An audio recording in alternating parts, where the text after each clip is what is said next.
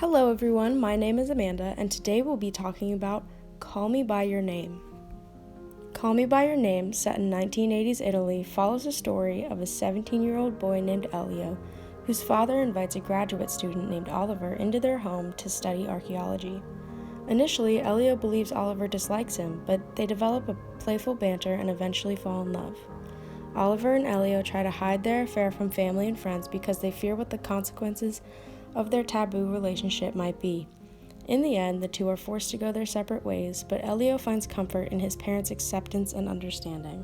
Throughout this video essay, I will be exploring how this film goes outside of the cinematic industry and brings light to real issues affecting the LGBTQ+ community. But before we do that, I just want to address how pretty this film is, because it's honestly one of the most beautiful movies I've ever seen. That's all. Now let's get into the video.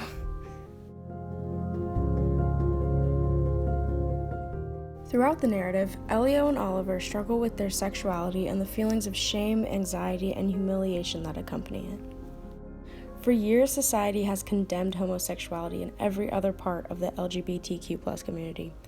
Up until 1970, homosexuality was considered a mental illness. Actually, a few very clever people took advantage of this and would call in sick saying they were too gay to work, but I digress. The constant bombardment of negativity from society causes many members of this community to feel as though there's something wrong with them and that their sexual orientation is what defines them. As a result, one may try to distance themselves from their identity and repress their sexuality.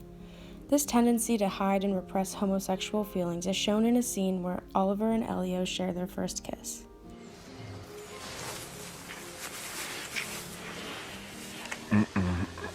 No. We should go. Why? I know myself, okay? And we've been good. We haven't done anything to be ashamed of, and that's a good thing. I want to be good. In this scene, Elio attempts to take their encounter to the next level, but Oliver stops him and says that they should not proceed. He says, "I want to be good. We haven't done anything to be ashamed of." We know Oliver isn't usually one to say no to such an advance because we've seen him be intimate with women before. This shows how Oliver is trying to avoid giving in to his homosexual desires and believes that homosexuality is something to be ashamed of. This attitude towards your own sexual identity can cause major mental health issues. According to the National Alliance on Mental Health, LGBTQ+ people are at higher risk than the general population for suicidal thoughts and suicide attempts, and high school students who identify as lesbian, gay, or bisexual are almost 5 times as likely to attempt suicide compared to their heterosexual peers. Repressing your sexuality will only lead to negative effects.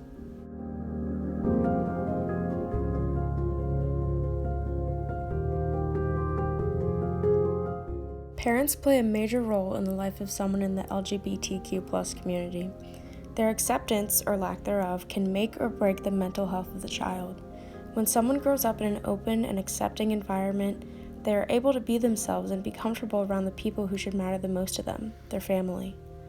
Parents who accept their children for who they are allow their children to be secure, comfortable, and confident. A great example of how to go about making your child feel accepted and loved is shown in this concluding scene. I'll just let it speak for itself. Look, you had a beautiful friendship. Maybe more than a friendship. And I envy you. In my place, most parents would hope the whole thing goes away. Pray their sons land on their feet, but